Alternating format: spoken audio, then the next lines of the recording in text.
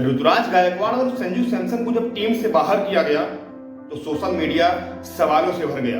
हर कोई पूछ रहा था, हर कोई सवाल कर रहा था, यार इतने अच्छे परफॉर्मेंस देने वाले बल्लेबाज को आप कैसे बाहर कर सकते हैं। हर कोई सवाल कर रहा था कि अपने पिछले मैच में शतक लगाने वाले प्लेयर्स को आप कैसे बाहर कर सकते हैं। हर कोई सवाल कर रहा था जो T20 रैंकिंग में नंबर 8 पर हो उसको आप कैसे बाहर कर सकते हैं।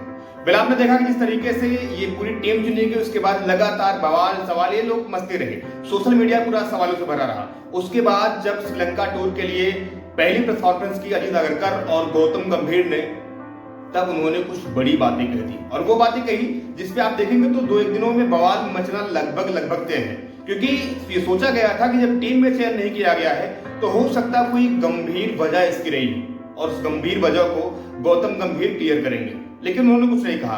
अजीत अगरकर ने भी कुछ वैसी बातें नहीं की, लेकिन जो बातें दोनों ने मिलकर कही उस पे अब सोशल मीडिया पर और बवाल मचता हुआ दिखाई दे रहा है।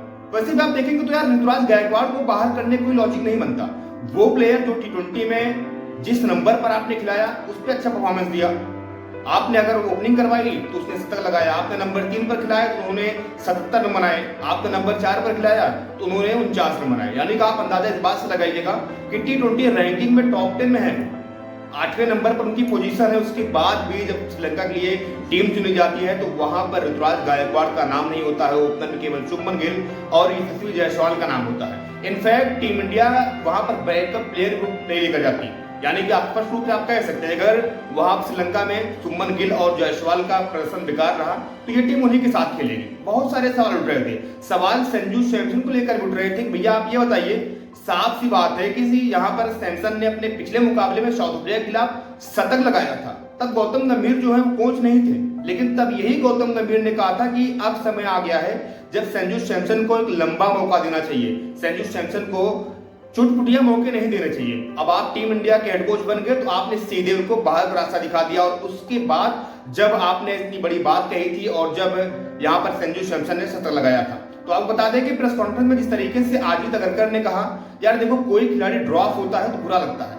आप सबने देखा होगा कि जिस तरीके से रिंकू सिंह ने शानदार प्रदर्शन किया था लेकिन उनको T20 वर्ल्ड कप में नहीं रखा गया, लेकिन ये कोई बात नहीं होती। आपके पास कोई सॉलिड वजह होनी चाहिए उस प्लेयर को बाहर करने का जिसने इतनी अच्छी परफॉर्मेंस की हो। आपके पास कोई सॉलिड वजह होनी चाहिए, जिस प्लेयर ने शतक लगा कर आया उस प्लेयर को आपने बाहर किया। वही जब बात किया गया गौतम गंभीर से पूछा गया सवाल तो उन्होंने साफ तौर से कहा, यार देखो मुझे 15 खिलाड़ी चुनने होते हैं, मतलब 15 खिलाड़ी आपको चुनने होते अलग बात है, कोई सॉलिड वजह आपके पास भी नहीं रही। लोगों ने सोचा था कि गौतम के पास कोई गंभीर विषय होगा, कोई गंभीर मुद्दा होगा इसलिए ड्रॉप कर रहे हैं, लेकिन कोई वजह उनके पास भी नहीं थी। गौतम गंभीर ने कहा भैया हमको 15 लोगों को सिलेक्ट करना होता है और दुख होता है कि जब कोई अच्छा खिलाड़ी परफॉर्म कर रहा हो उसको टीम से जब बाहर करना पड़ता है। उन्होंने एग्जाम्पल दिया था फिर से एक बार रिंकू सिंह की, लेकिन आप सबने देखा कि रिंकू सिंह की जगह पर मौका दिया गया था शिवम दुबे को, लेकिन पूरे वर्ल्ड कप में शिवम दुबे का बल्ला नहीं चला।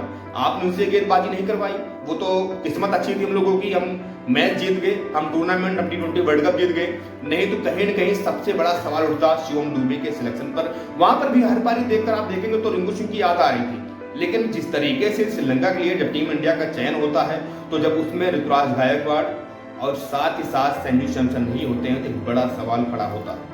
जिम्बाब्वे दौरे पर गए थे, रियान पराग भी जिम्बाब्वे दौरे पर गए थे, सैमसन भी जिम्बाब्वे दौरे गए थे। यहाँ पर आप देखेंगे तो जिस तरीके से आपके खिलाड़ी ऋतुराज गायकवाड़ ने अच्छी पारी खेली, 77 रन बनाए, 49 रन बनाए, उसके बाद मैच उनको ड्रॉप कर दिया जाता है, प्लेइंग 11 की जगह नहीं बनती है।